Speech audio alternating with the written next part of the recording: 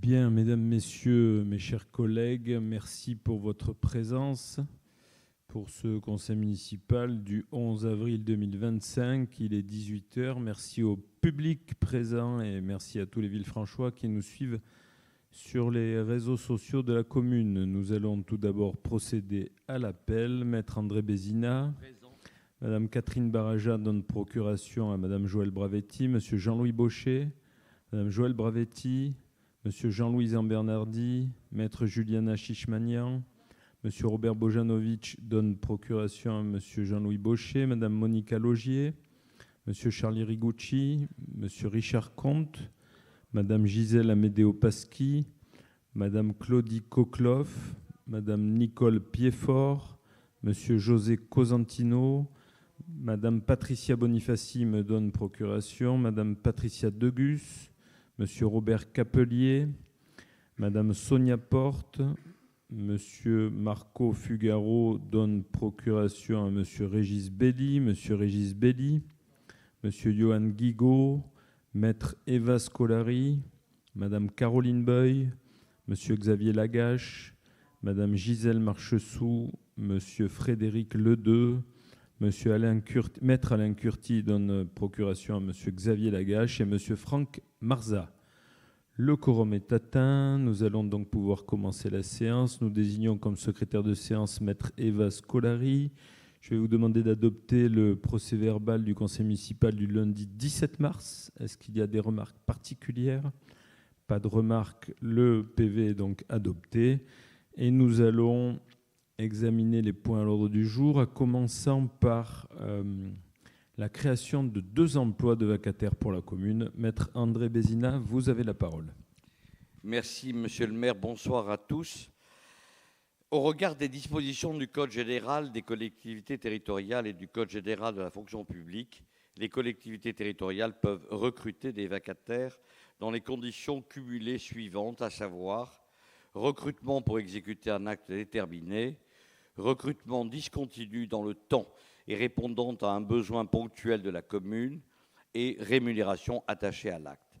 Par délibération du 2 décembre 2024, il a été décidé de créer 2 emplois de vacataires pour la commune pour la période du 1er janvier au 31 décembre 2025.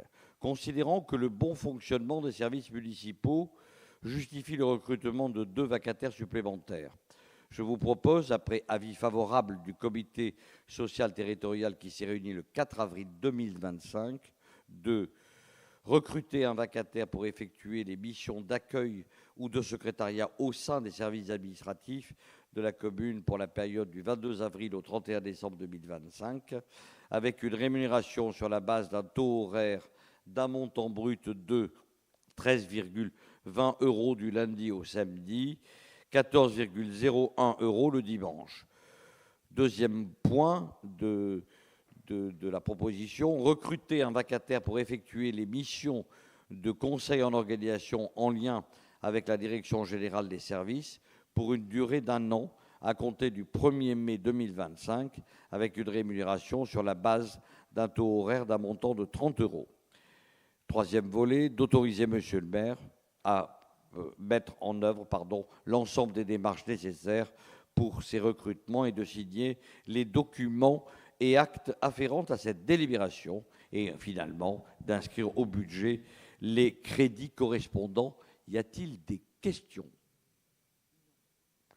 Qui est contre ? Qui s'abstient ? C'est à l'unanimité, monsieur le maire. Merci beaucoup. Délibération numéro 2, versement d'une gratification aux stagiaires de l'enseignement secondaire ou supérieur. Maître André Bézina. Par délibération du 15 juin 2004, le conseil municipal a approuvé le versement d'une gratification aux élèves et stagiaires effectuant un stage de plus de 2 mois consécutifs dans les services de la commune de Villefranche-sur-Mer. Afin de tenir compte des évolutions réglementaires dans ce domaine, il convient de modifier en conséquence les modalités d'attribution de cette gratification fixées par la délibération précitée. Le stage correspond à une période temporaire de mise en situation en milieu professionnel au cours de laquelle l'élève ou l'étudiant acquiert des compétences professionnelles et met en œuvre les acquis de sa formation en vue d'obtenir un diplôme ou une certification et de favoriser son insertion professionnelle. Le stagiaire se voit confier une ou des missions conformes au projet pédagogique défini par son établissement et approuvé par l'organisme d'accueil. Les périodes de formation en milieu professionnel et les stages font l'objet d'une convention entre le stagiaire, l'organisme d'accueil et l'établissement d'enseignement. Aucune convention de stage ne peut être conclue pour exécuter une tâche régulière correspondant à un poste de travail permanent pour faire face à un accroissement temporaire de l'activité, pour occuper un emploi saisonnier ou pour remplacer un agent absent ou suspendu. Une compensation financière appelée gratification est obligatoirement versée aux élèves ou aux étudiants pour les stages de l'enseignement secondaire ou supérieur d'une durée de plus de 2 mois consécutifs ou non, au cours d'une même année scolaire ou universitaire. La durée du stage est calculée en fonction du temps de présence effective du stagiaire dans la collectivité. Le niveau minimal de la gratification du stagiaire est déterminé selon un pourcentage du plafond horaire de la sécurité sociale défini par le Code de la sécurité sociale. Ainsi, depuis le 1er janvier 2024, le montant minimum de la gratification est de 4,35 € par heure de présence effective, correspondant à 15% du plafond horaire de la sécurité sociale. Dès lors que la gratification n'excède pas ces 15%, elle n'est pas considérée comme une rémunération et elle est exonérée de charges. La gratification est versée mensuellement dès le premier jour du stage et selon 2 manières, soit en fonction du nombre réel d'heures effectuées par mois, soit par lissage par mois de la totalité des heures effectuées durant le stage. En cas de suspension ou de résiliation de la convention de stage, le montant de la gratification due au stagiaire est proratisé en fonction de la durée du stage effectué. Cette gratification peut être complétée par une indemnisation au titre des frais de transport et de restauration de la collectivité.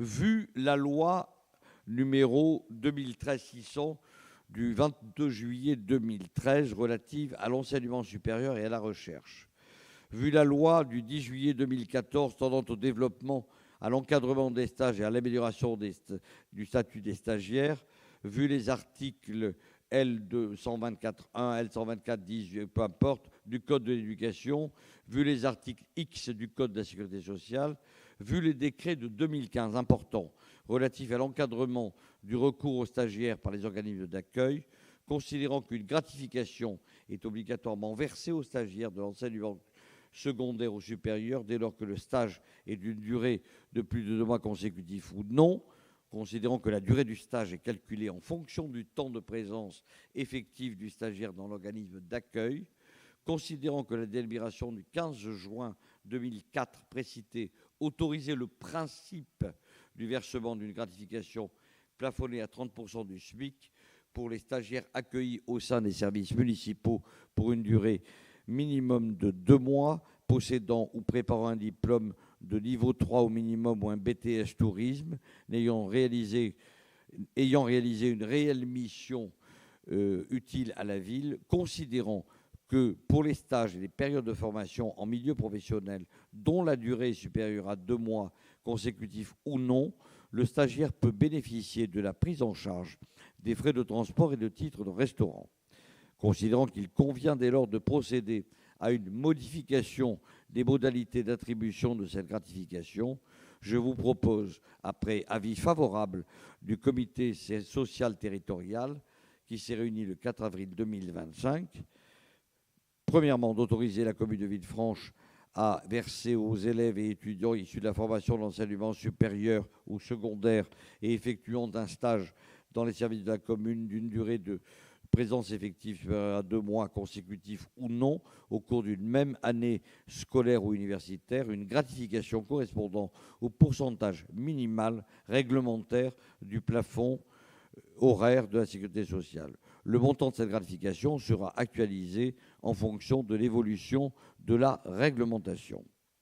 D'autoriser deuxièmement le versement d'une indemnisation au titre des frais de transport entre le domicile des stagiaires et le lieu d'accueil du stage selon la réglementation en vigueur, d'autoriser le versement de titres restaurant par jour de travail effectif dans les conditions similaires au personnel communal. Troisièmement, d'autoriser monsieur le maire à signer tous les documents nécessaires à son exécution. Et quatrièmement, d'inscrire au budget les crédits correspondants. Alors, 3 précisions. Premièrement, le texte de 2004, qui a été envisagé en 2004, n'est pas modifié. La délibération que nous avions prise le 15 juillet 2004 à l'époque est une délibération de droit pur. Aujourd'hui, seuls les chiffres ont été modifiés et permettent donc à ces stagiaires qui sont des stagiaires de l'enseignement supérieur de pouvoir faire des stages. Tout ça est très encadré, vous l'avez vu, par les textes. Je vous demande s'il y a des questions. Il n'y a pas de questions. Qui vote contre? Qui s'abstient? C'est à l'unanimité, monsieur le maire. Merci beaucoup. Délibération numéro 3, modification du tableau des effectifs du personnel communal. Maître Bézina. J'ai bu un coup, c'est bon. Conformément à l'article L313.1 du Code général de la fonction publique, l'article L313.1, c'est celui qui évoque toute la variété des emplois de la fonction publique et en définit les modalités. Je vous précise. Les emplois de chaque collectivité sont créés ou supprimés par l'organe délibérant de la collectivité.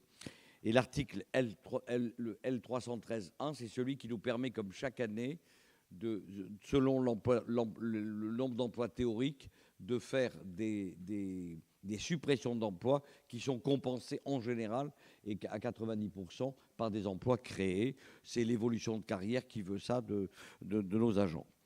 Vu le Code général de la fonction publique et notamment les articles, vous me dispensez de les lire, vu l'arrêt de la Cour d'appel administrative récent de Toulouse en date du 8 octobre 2024, vu les décrets portant statut particulier des cadres d'emploi et organisant les grades s'y rapportant, pris en application de l'article L411.1 du Code général de la fonction publique susvisé, il appartient au conseil municipal de modifier, ça vous avez l'habitude, le tableau des effectifs du personnel communal après avis du comité social territorial en tenant compte 3 critères: de l'évolution des services et de leurs besoins, de façon à répondre au mieux aux attentes et aux exigences du service auprès des administrés, fonction première de la commune, 2, des mouvements de personnel, recrutement, mutation, disponibilité, retraite, et 3, de l'évolution des carrières des agents, c'est ce dont on parlait, les avancements de grade. Je vous propose, après avis favorable du comité social territorial réuni le 4 avril 2025, d'apporter les modifications suivantes au tableau des effectifs du personnel communal. Je vais aller vite, vous les avez lus, mais je vais les relire avec vous. La création des emplois suivants, création d'abord, suppression après.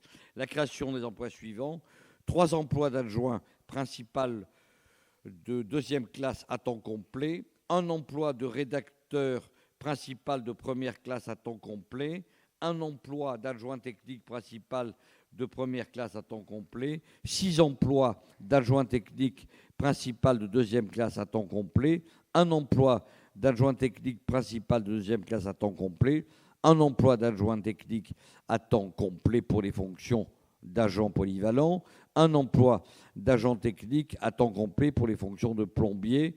En cas de recherche infructueuse de candidats statutaires, l'emploi, le dernier cité, pourra être occupé par un agent contractuel avec plus de 2 ans d'expérience et ou un CAP au minimum. C'est correspond aux prescriptions de l'article L332, j'en oublie mes textes, 14 du Code général de la fonction publique.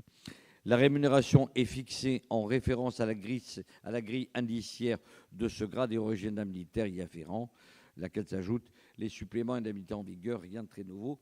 Suppression des emplois suivants: 1 emploi d'adjoint administratif à temps complet, 1 emploi d'adjoint administratif principal de 1re classe à temps complet et 1 emploi d'attaché de conservation à temps complet.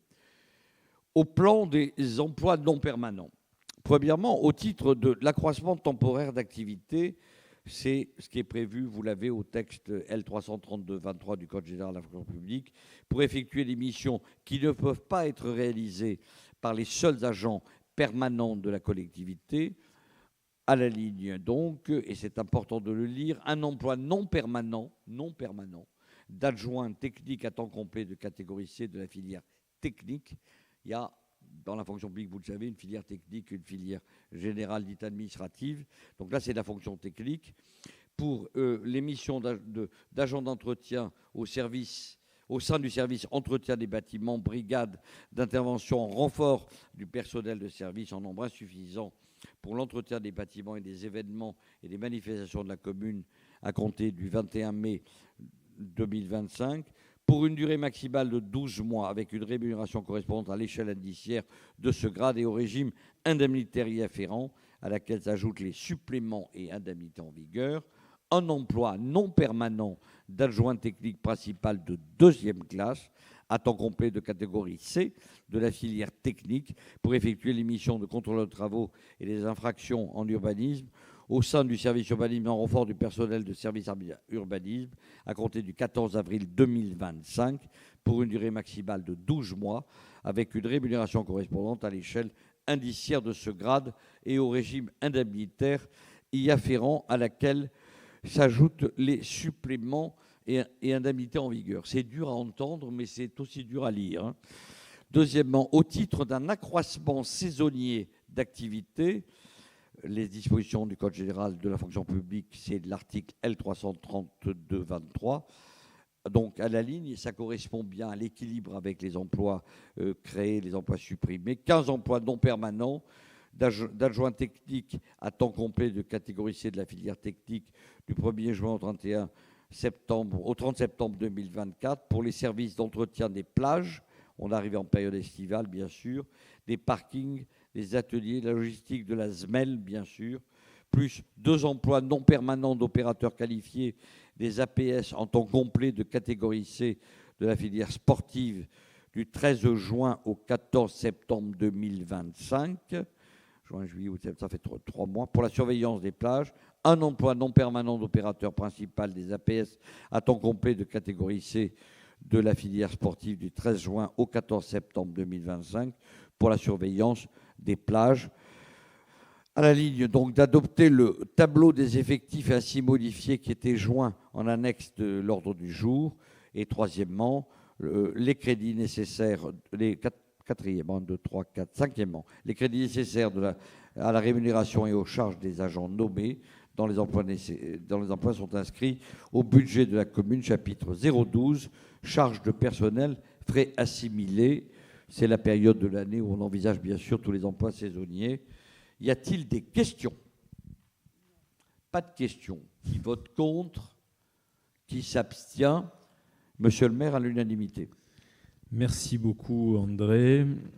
Donc, ce tableau, c'est le tableau des effectifs, le tableau classique qui nous montre les filières et les grades. Et nous avons désormais l'obligation d'avoir un deuxième tableau, qui est le tableau des emplois du personnel communal. Et donc, Maître André Vézina va nous demander d'adopter ce tableau des emplois du personnel communal.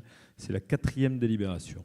Oui, le tableau que vous avez entre les mains ressemble au tableau précédent, mais il est plus clair, il est présenté différemment, et il y a effectivement, ce qu'a dit monsieur le maire, en rajout, ce qui nous donne davantage d'éclairage et de précision sur les emplois de la commune.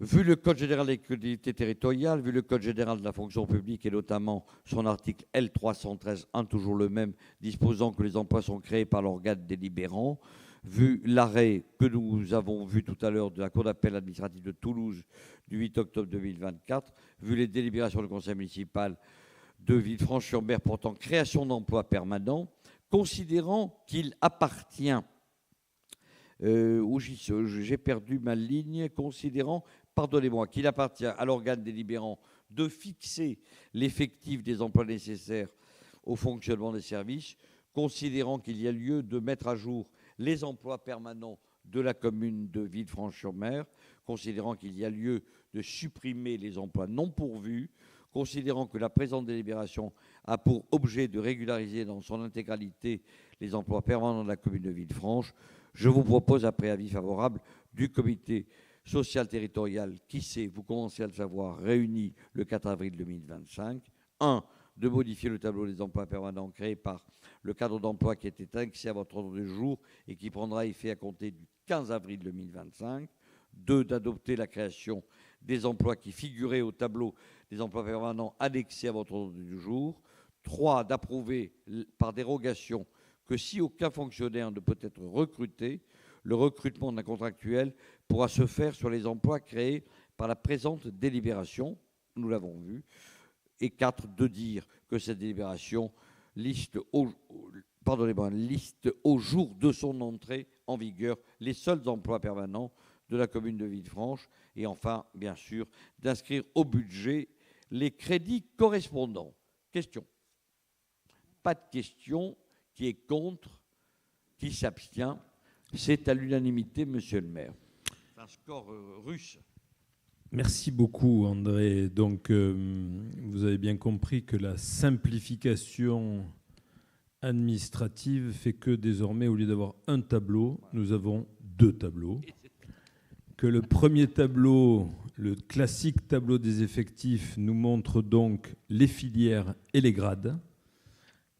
À Villefranche, nous avons 139 équivalents temps plein pour 149 employés. Il y a 20 contractuels, 17 policiers, 62 employés dans la filière technique, 49 dans la filière administrative. Et le deuxième tableau, qui est donc le nouveau tableau des emplois, va nous montrer plus précisément les postes et les missions de chacun des employés. Et donc, merci, Maître Bézida, de nous avoir exposé ces 4 délibérations et de les avoir fait voter à l'unanimité.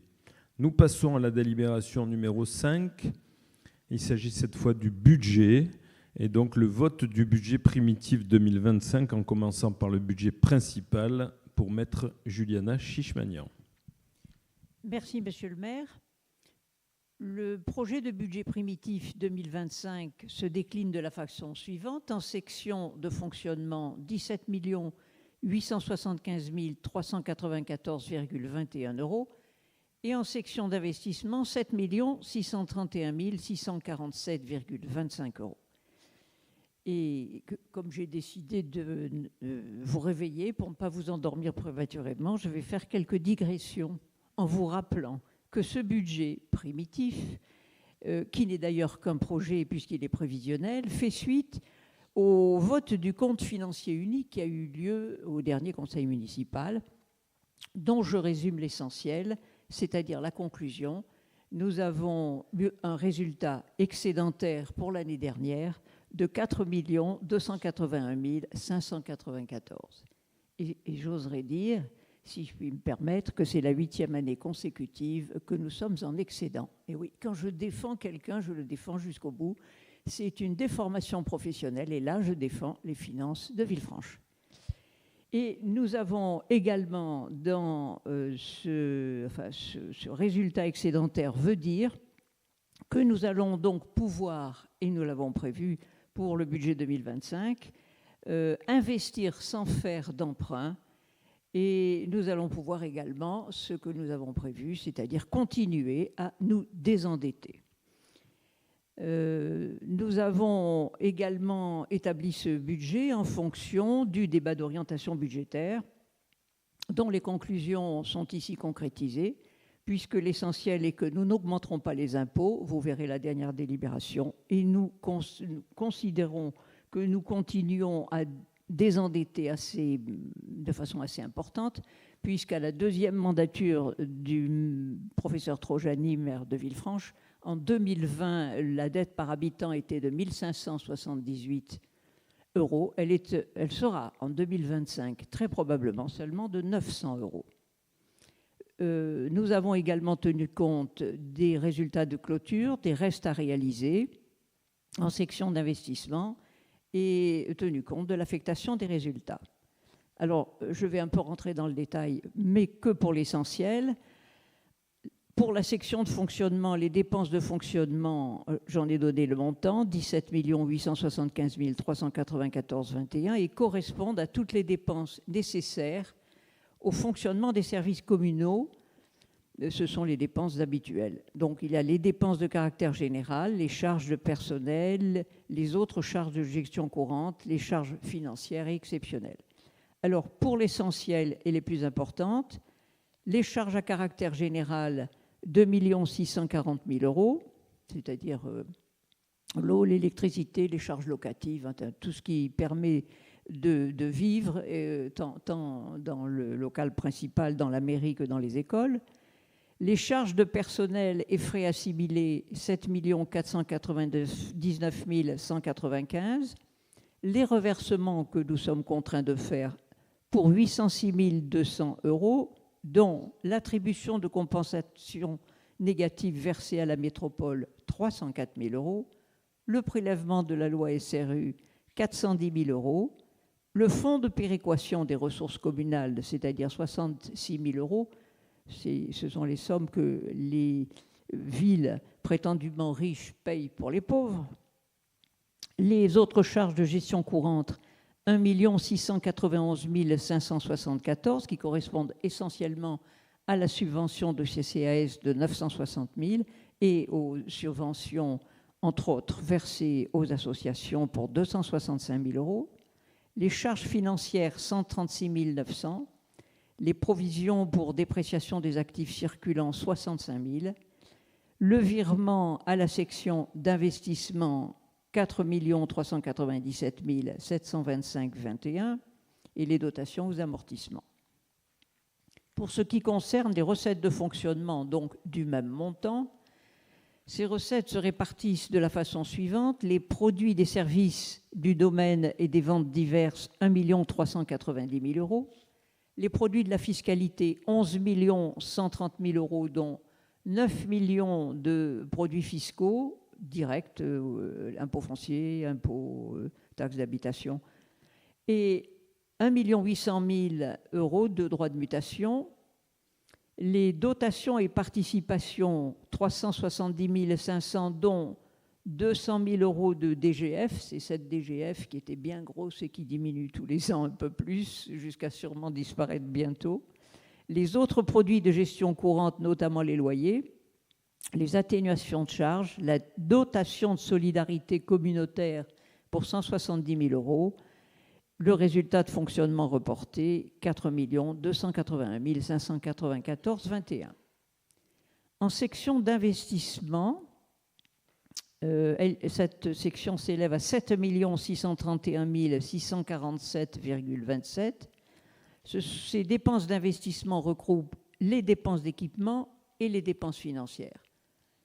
Pour les dépenses d'équipement, 4 567 764,10, auxquels il faut ajouter les restes à réaliser, comprennent essentiellement les immobilisations incorporelles pour 313 489 €, principalement les opérations suivantes: la rénovation de l'immeuble Orangerie, 35 000 €, la restauration de la citadelle Bastion de la Rade, l'aménagement des tennis Ange Gardien et Barmassa, 50 000 €, l'aménagement paysager de la place Le Gentilhomme, 31 000 €.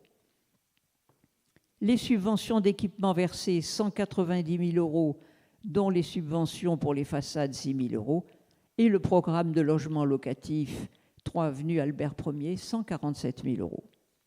Les immobilisations corporelles représentent 1 611 167,10 € et concernent principalement les acquisitions foncières que nous essayons de faire et que j'espère nous réaliserons, les locaux de la BPCA et de la Caisse d'épargne pour 1 150 000 €, la restauration des œuvres des musées, la signalétique touristique, une acquisition d'un véhicule frigorifique pour les livraisons de repas, 50 000 €, également 50 000 € pour l'achat d'un véhicule pour la police municipale, et le matériel informatique, 58 170 €, auquel il convient d'ajouter les restes à réaliser. Les immobilisations en cours représentent 2 453 108 € et concernent la rénovation de la citadelle pour 1 100 000 €, l'immeuble Orangerie, rénovation extérieure, façade, toiture, l'école Calderoni, création d'un monte-charge, École Calderoni également, le revêtement pour la cour d'école, 130 000 €. Pour la DARS, le parc à charbon, les jeux d'enfants à refaire, 50 000 €. Des travaux du local 4 rue de Mai, différents travaux sur les bâtiments communaux, notamment les travaux de chaufferie pour 56 000 €. La réhabilitation du tennis de l'Ange Gardien et de la Barmassa pour 400 000 €. Jeux de boules, avenue du Colonel Duval. La rénovation du club de la Corne d'Or. Des tranchées pour les fibres optiques au quai des Marinières. La place Le Gentilhomme, aménagement paysager, 50 000 € et 100 000 € pour les travaux d'accessibilité handicapés. Les dépenses financières s'élèvent à 729 761,11 €, dont le remboursement en capital des emprunts, 716 000 €. On devrait aussi ajouter... Non, ça c'était... Non, ce n'est pas en investissement. Les recettes d'investissement se compose essentiellement de 300 000 € pour les recettes financières FCTVA, l'excédent de fonctionnement capitalisé 971 937,08, le virement de la section de fonctionnement 4 387 1625,21 et les dotations aux amortissements auxquels il convient d'ajouter les restes à réaliser. Je voudrais dire un mot sur une information que nous avons, dont nous n'avons pas tenu compte aujourd'hui maintenant, mais qui fera l'objet des modifications de notre budget prévisionnel, qui n'est malheureusement pas une très bonne nouvelle pour nous, mais on s'y arrangera. La loi de finances, article 186, qui donc vient d'être votée par le Parlement, met en place un dispositif de lissage, alors on va dire poliment, de lissage conjoncturel des recettes fiscales des collectivités territoriales. Enfin, plus impoliment, c'est que les départements, les communes, les EPCI, la région et la métropole devront verser ou 220 millions d'euros ou 280 millions d'euros. En fait, c'est pour combler le déficit public. Nous savions cette nouvelle, mais on ne connaissait pas le montant pour Villefranche que nous n'avons connu qu'aujourd'hui. On va donc devoir verser la somme de 185 904 €. Voilà. À qui, Maître Chichemanian ? À l'État. À l'État. À l'État. C'est-à-dire que maintenant, les communes font des dons à l'État. Oui. Notre DGF diminue, mais nos dons augmentent. Donc, voilà, j'ai momentanément terminé et je vais donc vous demander, après que vous m'ayez éventuellement posé des questions, de bien vouloir adopter ce projet de budget 2025 qui fait l'objet de l'annexe numéro 1. Y a-t-il des questions ? Madame Beuil ?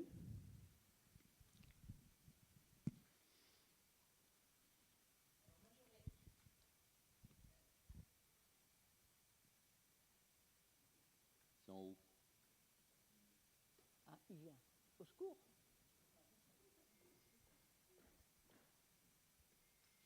Alors, dans un premier temps, une question juste pratique. Vous parlez des acquisitions foncières. Donc, nous étions au courant de la BPCA, nous étions au courant de la pharmacie. Est-ce qu'on pourrait avoir, à titre informatif, savoir la caisse d'épargne qu'il en est et éventuellement ce qu'elle va devenir ? Sauf si je n'ai pas la dernière information, les locaux de la Caisse d'épargne n'ont toujours pas été vendus. Et j'ai donc demandé à ce qu'on puisse inscrire une somme au budget pour pouvoir faire une proposition d'achat à la Caisse d'épargne. Vous savez que suite au diagnostic du tissu commercial, nous avons mis en place une politique d'acquisition foncière qui nous a amené à acquérir l'ancienne pharmacie, les locaux de la BP-Med et potentiellement les locaux de la Caisse d'épargne. Mais pour l'instant, nous n'avons pas encore de réponse de la Caisse d'épargne. Alors, cette question était purement pratique puisque à l'époque, je sais qu'à la Caisse d'épargne, en sous-sol, nous avons une salle des coffres qui est a priori impossible d'enlever. Donc, d'où ma question de éventuellement qu'est-ce qu'on ferait de ce local. Il y a en effet 80 mètres carrés en rez-de-chaussée et une cinquantaine de mètres carrés en sous-sol où il y a une salle des coffres. J'ai une deuxième petite question. J'en profite, je vais le glisser là. Au niveau des croisières, puisqu'on a vu qu'après tout ce qui s'est passé, d'ailleurs, je vais vous demander, monsieur le maire, entre guillemets, de nous expliquer un petit peu où est-ce qu'on en est aujourd'hui. Est-ce que finalement, il y aura un recours administratif comme vous l'avez annoncé? Est-ce que vous avez pu obtenir des accords tels que vous le vouliez lors de la dernière commission des ports? Et éventuellement, est-ce que vous avez pu anticiper éventuellement, si on réalise ce qui a été dit à la métropole et de concert avec vous, à savoir qu'il y aura moins de croisières et donc moins de rentrées financières ou pas?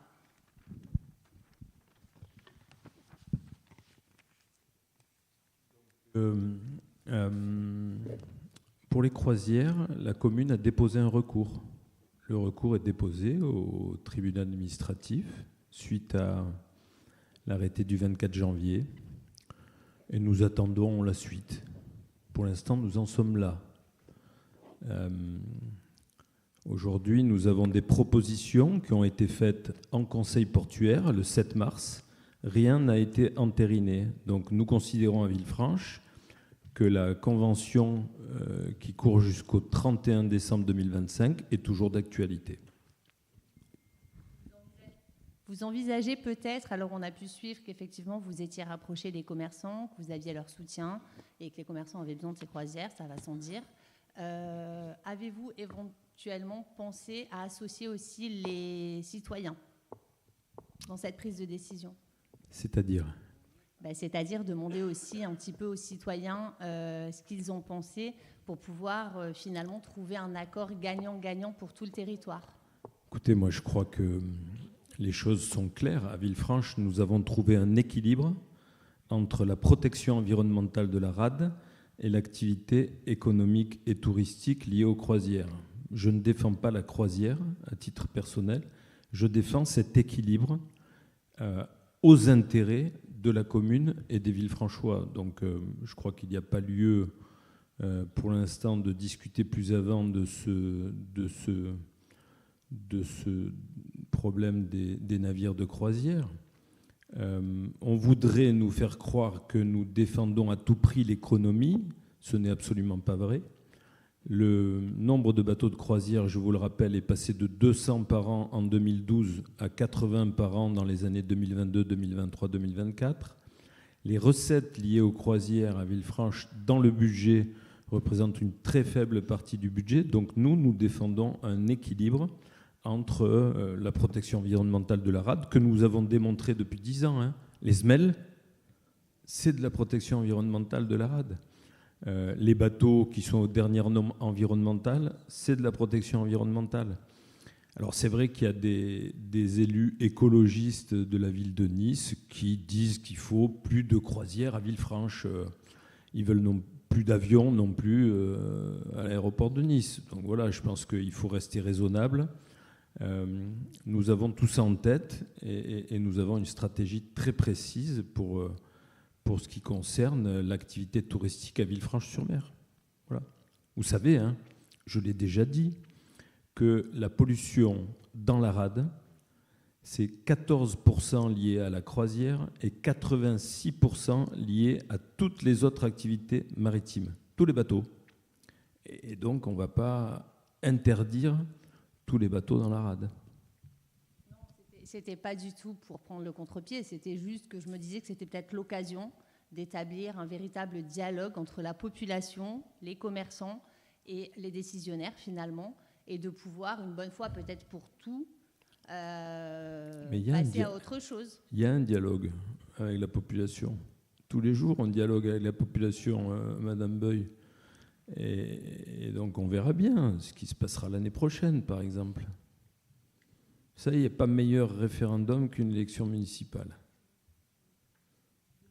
C'est le meilleur référendum qui soit.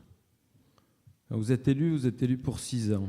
Et au terme des 6 ans, il y a une élection.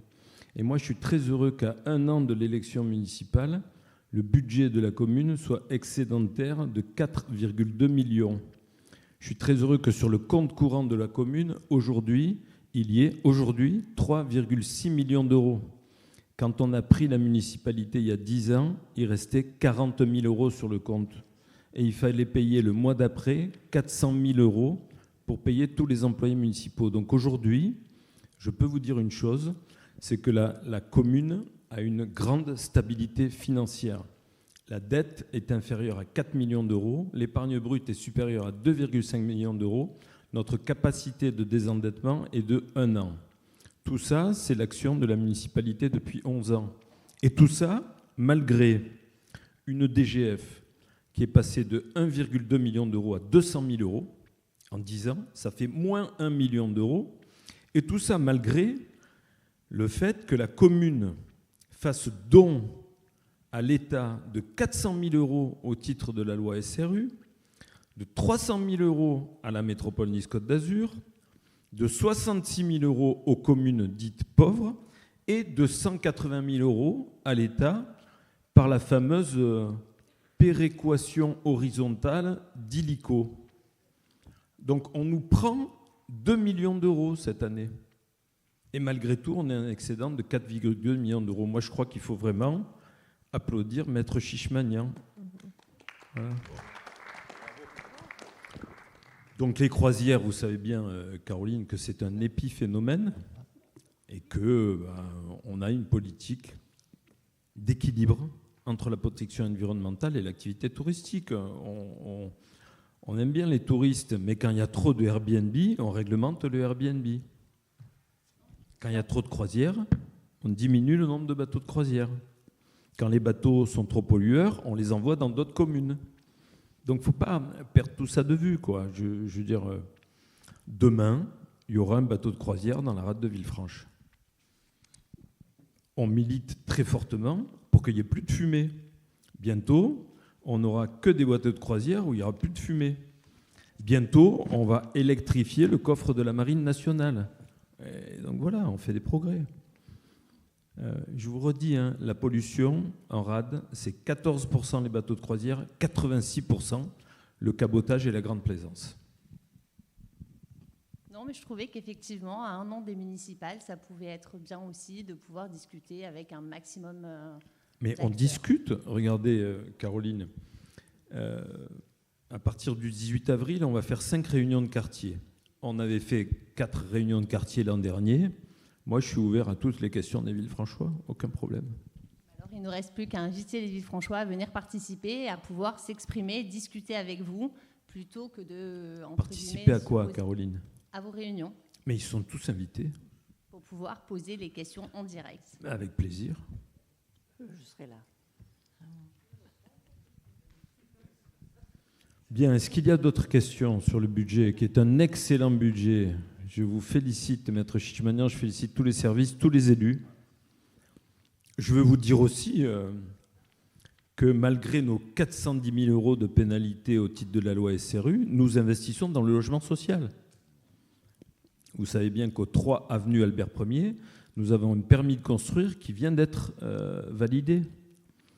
Permis de construire qui a été déposé le 18 décembre et il n'y a eu aucun recours contre ce permis. Donc là aussi, je veux féliciter et remercier tous les Villefranchois qui font preuve d'une grande intelligence parce que pour qu'on ait des logements en plus et qu'on ait moins de pénalités au titre de la loi SRU, il faut bien que les projets avancent. Et donc, on va pouvoir construire 24 logements juste à côté du Café Riche, dans l'ancienne propriété d'Ibert, que je vous rappelle, on a préempté. On a fait porter le projet par EPF PACA. EPF PACA a trouvé un bailleur social et nous allons avoir 24 logements locatifs sociaux. C'est du 100% logement social. Et donc, je suis vraiment heureux qu'il n'y ait eu aucun recours contre ce projet. Et je forme le vœu que ça continue pour qu'on puisse continuer à avancer sur les projets à Villefranche. Je vous rappelle quand même qu'on a fait la citadelle, on a fait le gymnase, on fait la maison de retraite. On va bientôt faire le parking par nous-mêmes. Par nous-mêmes. On va le financer par nous-mêmes. On demandera bien évidemment la subvention promise par la métropole. Moi, je crois que notre solidité financière est telle qu'on va pouvoir continuer à concrétiser les grands projets tout en s'occupant de la vie quotidienne des Villefranchois. Puisque vous avez lancé l'idée, au sujet du parking, Vous disiez vous-même, soit la métropole nous, entre guillemets, nous accorde la possibilité de construire le parking grâce aux subventions métropolitaines, ou je sors de la métropole. Je cite vos propres mots. Je voudrais quand même rappeler... Ce n'est pas ce que j'ai dit, Caroline. J'ai dit très exactement, si la métropole ne fait pas son parking, je ne vois pas l'intérêt que Villefranche a à rester dans la métropole. C'est pas pareil. Les mots ont un sens. Parce que, voilà, il ne faut quand même pas oublier que la métropole, elle nous est imposée au niveau législatif, et donc on ne peut pas en sortir. Maintenant, quant au fait de faire le parking par nous-mêmes, une question se pose. Est-ce que véritablement nous avons la compétence de pouvoir construire un parking en souterrain? Il me semble que nous avons la compétence pour le construire en surface, mais par contre, tout ce qui est souterrain est une compétence métropolitaine. Je vous remercie, Caroline, pour la pertinence de votre question qui va me permettre de vous répondre très clairement et donc d'informer tous les Villefranchois. Nous n'avons plus la compétence parking, sauf si nous construisons au-dessus d'un parking en sous-sol un équipement public.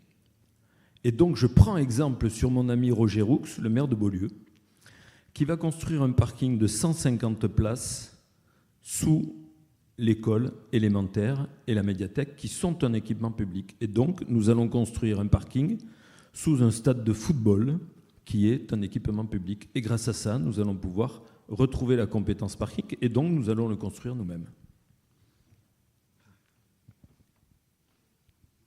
On a un peu fait une digression, vous voyez, à partir du budget, hein.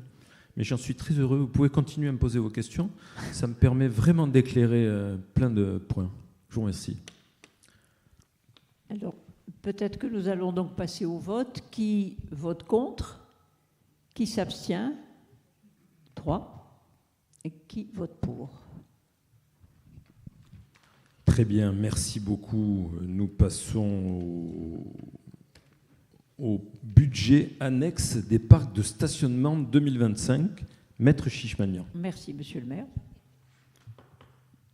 Ce projet, comme le précédent, intervient après que nous ayons eu le débat d'orientation budgétaire, le vote du compte financier, reprenant les résultats, les restes à réaliser, et l'affectation des résultats. Alors, en section d'exploitation, le montant est de 2 295 359 €. Et en section d'investissement, 1 790 545,42 €.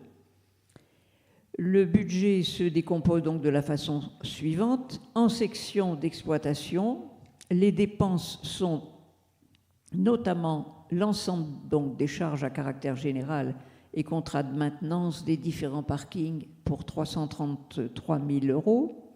Le remboursement des salaires et charges des agents travaillant au parking, 375 000 €. Les autres charges de gestion courante, les dotations aux provisions, les dotations aux amortissements pour un montant de 140 000 € et le virement de la section d'exploitation à la section d'investissement, 1 412 359 €.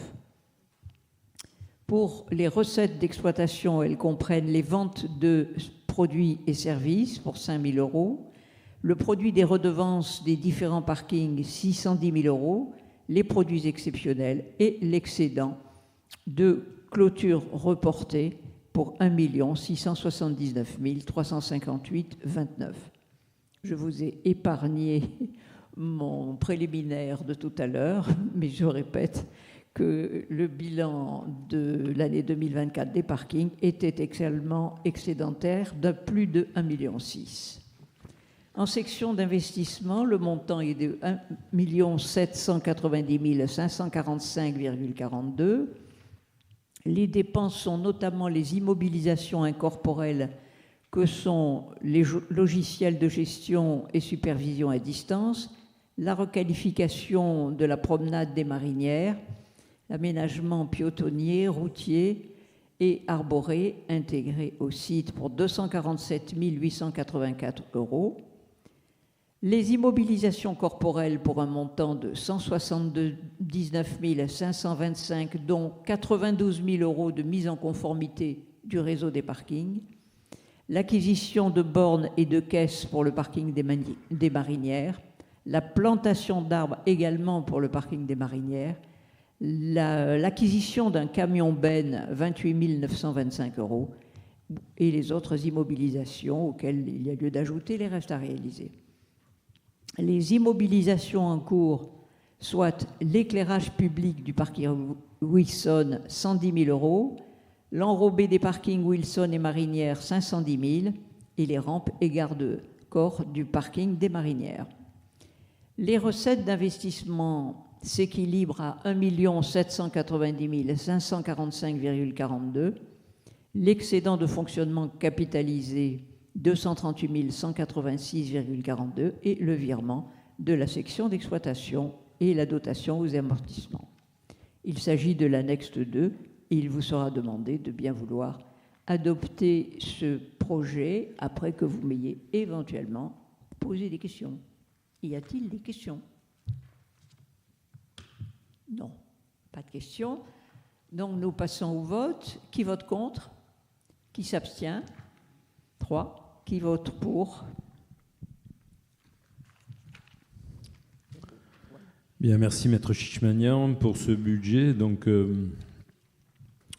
si on additionne l'excédent du budget principal à 4,2 millions à celui du budget annexe des parcs de stationnement, on arrive à un excédent budgétaire, mon cher José Cosentino, de 6 millions d'euros. Quand est-ce qu'on a vu ça la dernière fois à Villefranche? Je ne te rappelle plus, hein?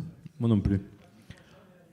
On passe au point suivant, s'il vous plaît. Il s'agit du vote sur le budget annexe des mouillages. Maître Chichmanian. Merci, monsieur le maire. Donc, comme les précédents, ce budget tient compte du débat d'orientation budgétaire, du vote du contre financier unique, reprend les résultats de clôture et l'affectation des résultats. Et pour compléter, je commence par la fin, mais pour compléter ce que disait monsieur le maire à l'instant, si on rajoute l'excédent des mouillages, puisqu'il y a eu un excédent au mouillage de 343 121, la totalité de nos excédents est de 6 304 073.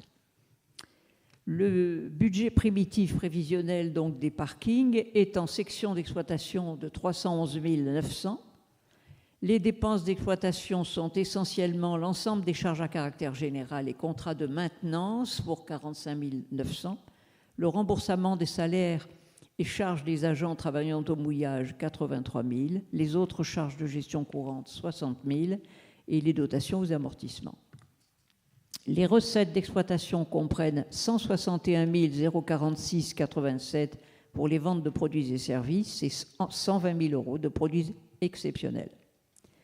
En section d'investissement, les dépenses d'investissement comprennent le remboursement des autres dettes, c'est-à-dire les 5 000 € sur le prêt initial que nous avons fait sans intérêt sur 20 ans, les immobilisations incorporelles, le logiciel 10 000 €, les immobilisations corporelles que sont le matériel de bureau et informatique et les autres immobilisations corporelles pour 125 000 €.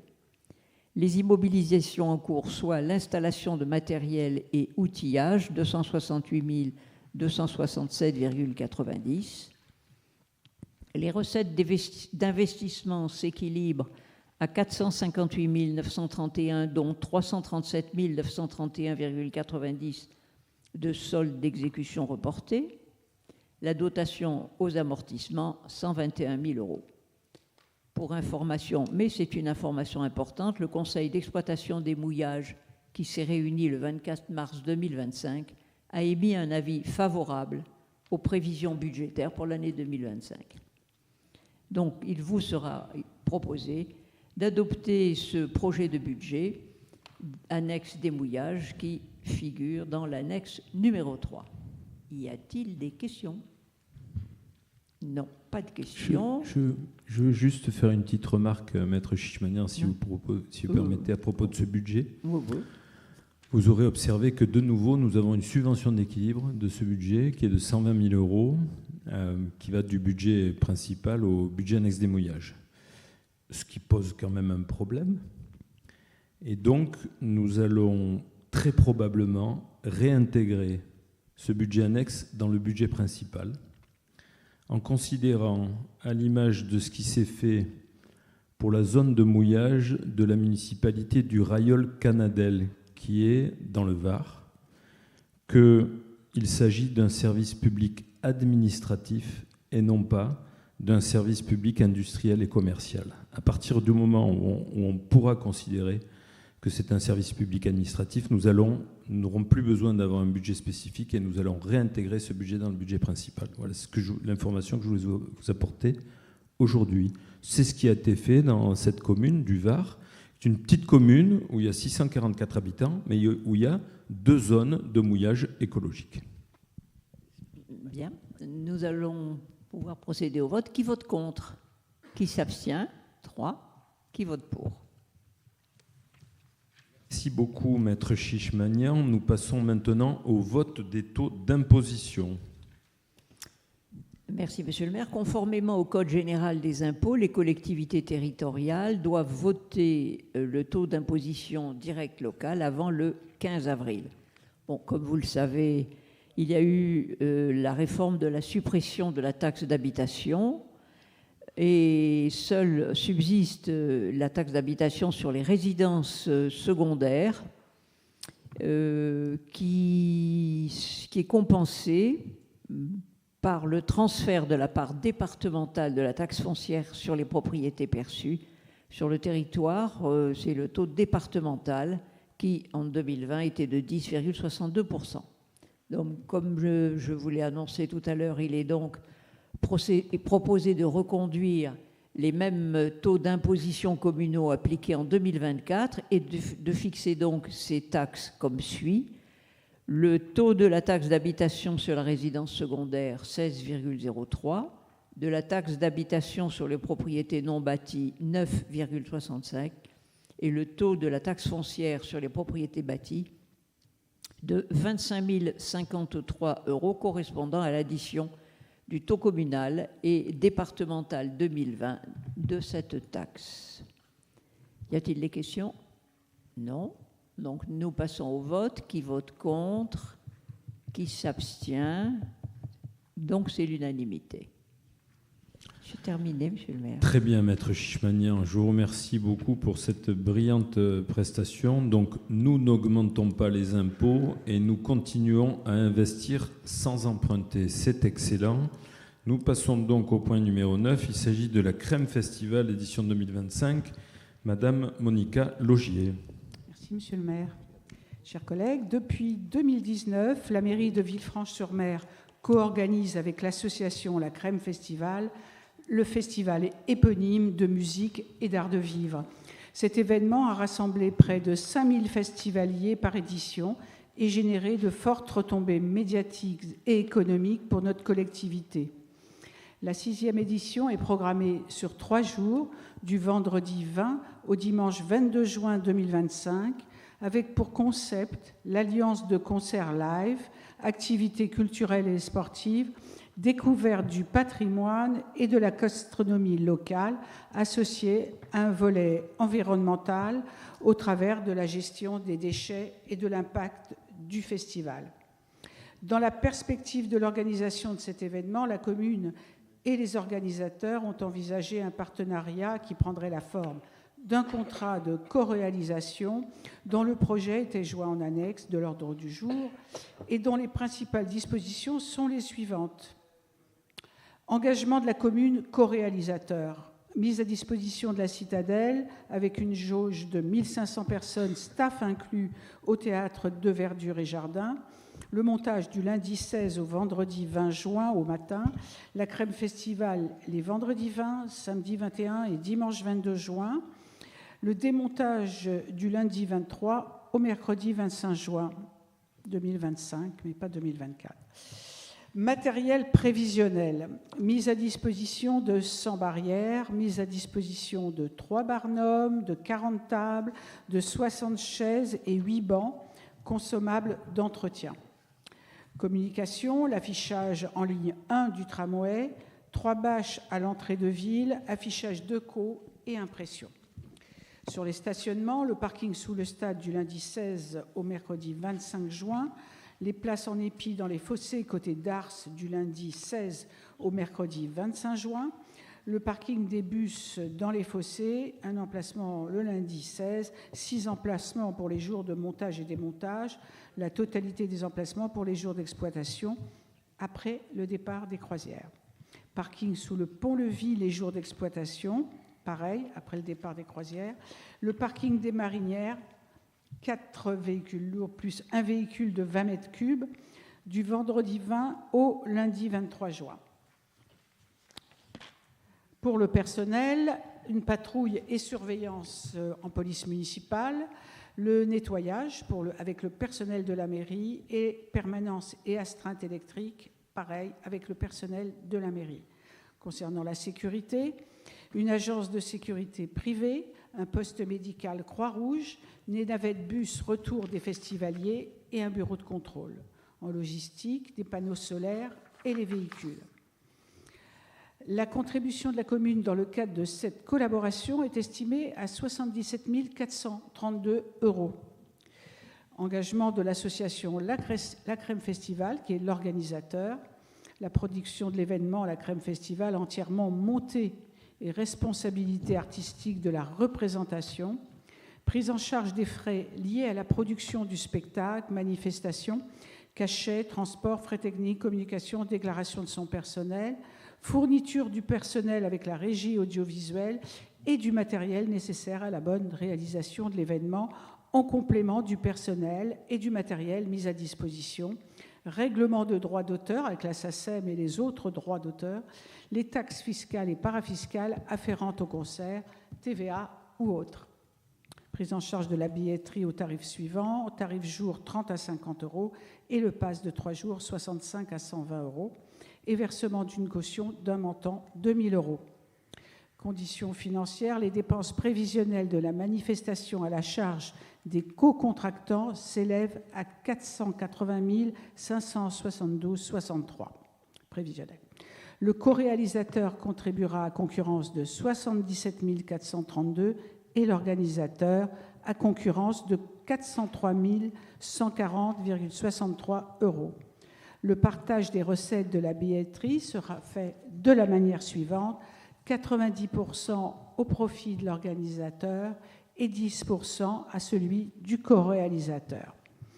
Je vous propose de décider la conclusion d'un contrat de co-réalisation avec l'association La Crème Festival pour l'organisation d'un festival des vendredis 20 au dimanche 22 juin 2025, selon les dispositions figurant au contrat dont le projet était annexé à l'ordre du jour, et d'autoriser Monsieur le maire ou son représentant à signer le dit contrat et toute pièce liée à son exécution. Y a-t-il des questions? Bien, merci Monica. Est-ce qu'il y a des questions? Caroline, je vous en prie. L'année dernière, il était prévu, il me semble, de faire 2 manifestations avec la Crème Festival. Est-ce que c'est toujours d'actualité pour cette année, d'autant plus qu'on a pu l'apprendre, les nuits guitare disparaissent à Beaulieu? Oui, non, pour l'instant, ça va se borner à juste celle-ci. Et effectivement, les nuits guitare, ce qui s'appelait les Beaulieu la nuit, disparaissent. Donc pour l'instant, ça s'arrête juste à cette manifestation. D'autres questions? Vous voulez parler d'un one-man show qu'on devait organiser l'an dernier avec... Pour l'instant, la Crème Festival a décidé de se concentrer sur le festival à Villefranche, du fait de certaines difficultés financières. Ce que je voudrais dire là, à propos de cet événement touristique, qui dépasse largement le cadre de Villefranche-sur-Mer, c'est un événement national maintenant, c'est que la métropole a décidé de subventionner un certain nombre d'événements et que cette année, nous avons pu avoir, Monica, 60 000 €. 60 000 € de subvention de la métropole. Répartis sur différents événements que nous faisons. Oui, c'est-à-dire la Crème Festival, oui. La Rade Classique, qui va avoir une subvention de la métropole, oui. Le championnat du monde de full contact, oui. Le combat naval fleuri, oui. Et aussi le concert de l'été. Oui, le concert et le gala de danse. Et le gala de danse. Voilà, donc on peut remercier la métropole Nice-Côte d'Azur. Retour sur investissement. Oui. pour cette aide sur nos investissements, sur nos événements touristiques qui dépassent le cadre communal. Cet argent vient de la taxe de séjour qui est récoltée à Villefranche par la métropole Nice-Côte d'Azur et qui rapporte cette année 400 000 € à la métropole Nice-Côte d'Azur. Donc nous avons l'engagement du directeur de l'Office du tourisme métropolitain que l'an prochain, la subvention augmentera significativement. Je me permets aussi de rajouter que le conseil départemental nous a subventionné aussi pour nos événements culturels plus que d'habitude, c'est-à-dire 20 000 €. Le conseil départemental, ça fait 10 ans qu'il nous aide. La ils métropole, ont- c'est la première année. Oui, mais ils n'ont jamais été jusqu'à 20 000 €. Donc on a, voilà. Y a-t-il des personnes contre qui s'abstiennent? Merci pour l'unanimité.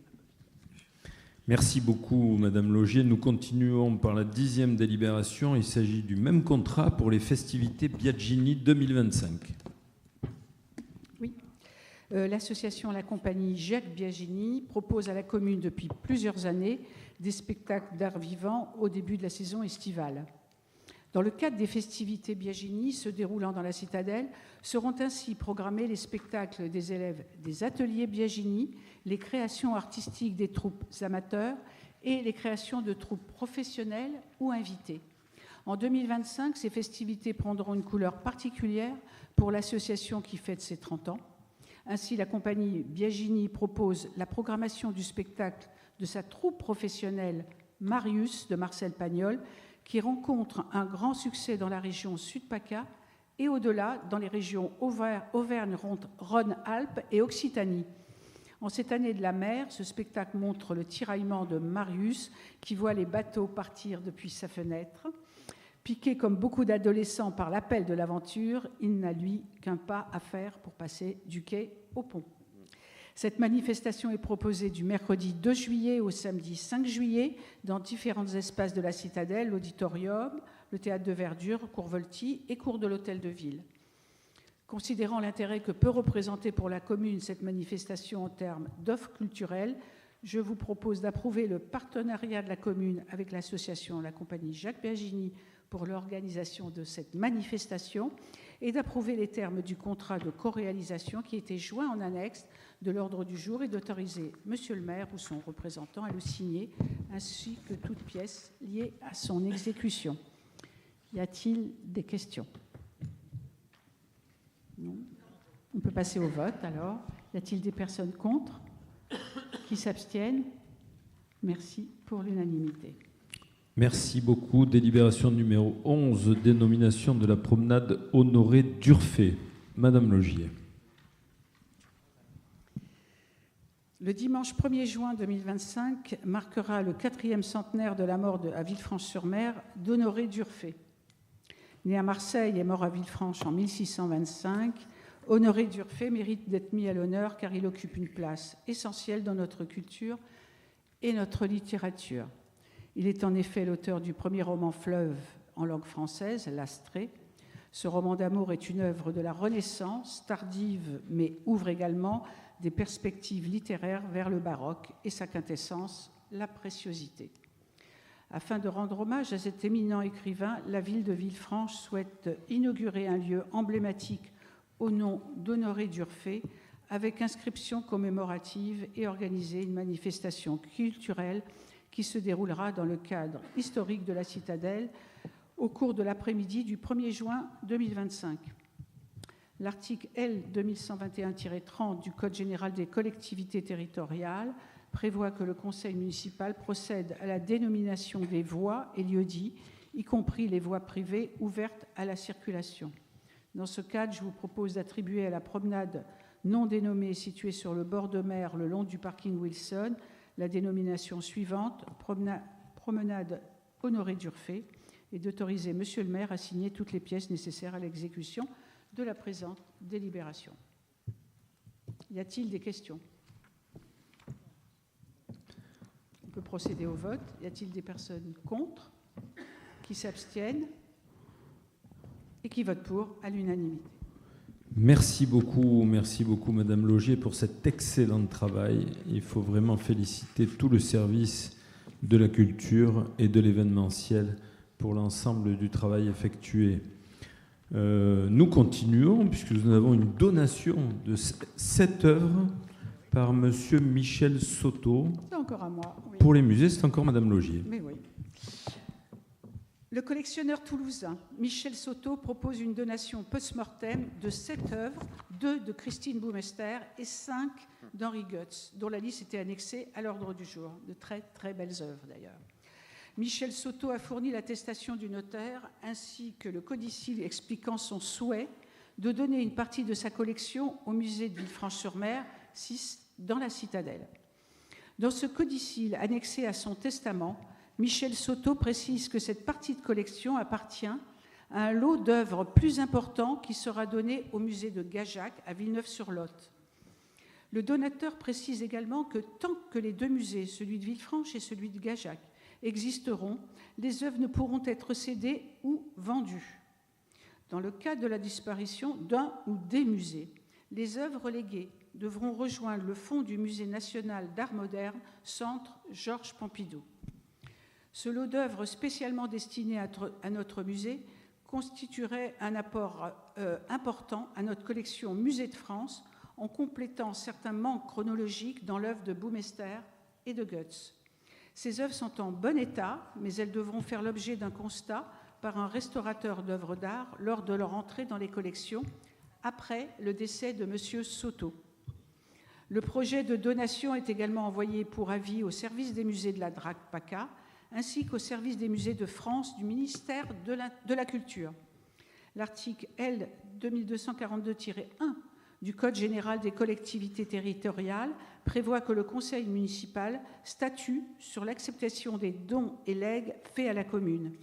Aussi, je vous propose d'accepter la donation de 7 œuvres par M. Michel Soto dans des conditions précisées ci-dessus et d'autoriser M. le maire ou son représentant à prendre toute mesure relative à l'exécution de la présente délibération. Y a-t-il des questions ? Oui, je vais juste peut-être préciser un petit point. D'après ce que j'ai pu comprendre, en fait, ces œuvres nous sont données momentanément puisque c'est suspensif. Non, pas vraiment. C'est suspensif si notre musée n'existe plus. Hein. C'est-à-dire que là, ça repart dans un musée d'État, en fait, au musée Pompidou. Voilà. Mais si nos musées, oui, tout à fait, c'est quand même conditionné sur nos musées et notamment sur Goetz, Boumester. Oui, tout à fait. Et après son décès, bien sûr, puisqu'il nous les donne qu'après son décès. Mais elles sont répertoriées et vous les avez vues en annexe, elles sont vraiment très belles. Y a-t-il d'autres questions ? Alors on peut passer au vote. Y a-t-il des personnes contre, qui s'abstiennent et qui votent pour ? Merci pour l'unanimité. Merci beaucoup et merci à Monsieur Soto pour ce don qui va enrichir notre collection qui est remarquable sur Goetz et Boumester. Nous passons à l'information du Conseil sur les décisions prises par délégation. Maître Bézina. Merci, Monsieur le maire. Vous en avez l'habitude maintenant. Par délibération du 4 juin 2020, le Conseil municipal a délégué à Monsieur le maire un certain nombre d'attributions limitativement énumérées, conformément à l'article L. 2122-23 du Code général des collectivités territoriales. Celui-ci doit en rendre compte au Conseil municipal. C'est ce que nous faisons à chaque conseil municipal. Les décisions prises par le maire par délégation figuraient dans le tableau annexé à l'ordre du jour. Je vous propose d'en donner acte. Il y en a deux. Il y a deux procédures. Une qui nous est opposée par un pétitionnaire de Villefranche qui a été confié à un cabinet d'avocats niçois. Et le fameux recours dont on parlait tout à l'heure concernant l'arrêté métropolitain vis-à-vis des croisières que nous avons confié à un cabinet d'avocats parisien. Y a-t-il des questions ? Oui ?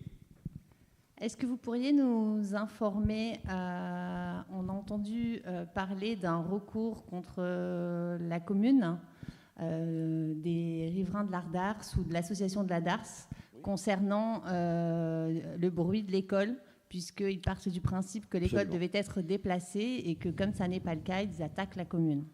Alors, Au terme de ce recours, la SARL Star Vidéo Production a sollicité, et les gens qui la dirigent et qui la gèrent, ont sollicité d'ordonner à la commune de régler la somme de 23 320 € au titre d'indemnité aux fins de prise en charge d'un ouvrage de réduction de bruit dans l'attente d'un déplacement de l'école maternelle, et d'ordonner sous astreinte de 1 000 € par jour de retard à la commune de déplacer l'école maternelle en exécution de l'arrêt de la Cour administrative d'appel compte tenu du trouble anormal qui en résulte, et d'ordonner à la commune le versement de la somme de 50 000 € à chacun des demandeurs. Dans le cadre de la préparation de ce dossier, les écritures ne sont pas encore prêtes, donc je ne vais pas pouvoir vous en dire davantage, si ce n'est 2 mots en droit. Le pétitionnaire dit qu'il y a une obligation de déplacer l'école. C'est lui qui le dit, ce n'est pas du tout mon analyse juridique. L'école, peu importe les problèmes qu'il y a eu et qu'il y a eu avec le permis de construire, c'est un problème municipal, mais ce n'est pas du tout cette question-là qui peut engendrer un grief aux pétitionnaires. Ils ne peuvent pas, à mes yeux, dans un premier temps, et j'attends de voir le dossier complètement, et notamment les écritures de notre avocat pour vous informer, aujourd'hui, a priori, le préjudice, quand on saisit le tribunal administratif, vous prouvez un grief. Le grief qui semble être posé, c'est qu'il y ait du bruit. Mais le bruit existait au moment où l'école a été créée, le bruit existait quand l'école fonctionnait. Je pense, mais je le dis véritablement sans filet et sans examen plus approfondi du dossier, à mes yeux, il n'est pas forcément dans les délais pour le faire, d'un point de vue. Il aurait dû le faire avant. Deuxièmement, il n'y a pas de lien entre la décision du tribunal administratif concernant le permis de construire de cet immeuble et le grief dont il se prétend victime aujourd'hui. Donc, pour l'instant, moi, je n'ai pas tellement de soucis sur le plan du droit, mais j'attends de lire les conclusions, enfin le mémoire de notre avocat qui va nous être adressé bientôt, ainsi véritablement que la réponse qui sera faite à ce mémoire par les requérants. Voilà. Je précise juste que ce qu'a lu André Bézina, c'est les motifs évoqués. C'est les demandes. Ce n'est pas une décision, c'est les demandes. Deuxièmement, je précise que ce n'est pas une association, c'est une personne qui enregistre de la musique dans son studio personnel. C'est une personne qui enregistre de la musique dans son studio personnel, dans sa maison, alors qu'elle n'a jamais demandé l'autorisation de le faire. Que les choses soient bien claires. C'est pour ça que vous demandez les précisions. Je vous le précise. Pour préciser, si tu m'autorises, Christophe, parce que vient de dire Monsieur le maire, ce sont 2 frères qui tiennent une société depuis des années, que je connais depuis mon enfance. Cette société est une société qui fait des films de voitures notamment, qui fait des films de rallye, des films de... cette société, à l'époque, il y a quelques années, ne travaillait pas à l'intérieur de leur domicile là, et c'est eux qui sont à l'origine de certaines nuisances dans la commune sur lesquelles, bien évidemment, nous n'avons pas forcément donné notre autorisation, ni nous, ni nos prédécesseurs. Bien, merci beaucoup. Pour vous préciser que nous avons 2 expositions en cours, une jusqu'au 27 avril, le Cœur caché dans la chapelle Saint-Elme, et une dans le foyer de l'auditorium, une exposition de pastels sur le sentier des douaniers. Le 12 avril, nous aurons une soirée dansante années 80 ici même par le comité des fêtes. Le 16 avril, un atelier numérique sur la cybersécurité. Le 18 avril, une réunion de quartier à Saint-Michel. Le 19 avril, une comédie « Ma femme, la tienne, la nôtre » à l'auditorium. Le lundi 21 avril, nous aurons les Jeux de Pâques dans la Citadelle avec une ferme pédagogique, des ateliers créatifs et chocolat pour les jeunes Villefranchois. Le vendredi 25 avril, l'accueil des nouveaux résidents et des nouveaux commerçants. Samedi 26 et dimanche 27 avril, les Floraliers, un salon dédié aux plantes et aux fleurs. Le dimanche 27 avril, la virée des gourmets organisée par le COSEDEF. Dimanche 27 avril, au Monument aux Morts, la cérémonie intercommunale sur la déportation. Lundi 28 avril, une réunion quartier au col de Villefranche. Mardi 29 avril, un atelier numérique sur la gestion de la boîte mail et cloud. Samedi 3 et dimanche 4 mai, la rade classique. Samedi 3 mai, un concert de la chorale Olivula et des Amis de l'Orgue. Jeudi 8 mai, la cérémonie des 80 ans de la victoire de 1945 et nous nous retrouverons ici même pour un conseil municipal le 5 mai. Merci beaucoup, une belle soirée et à bientôt. Merci.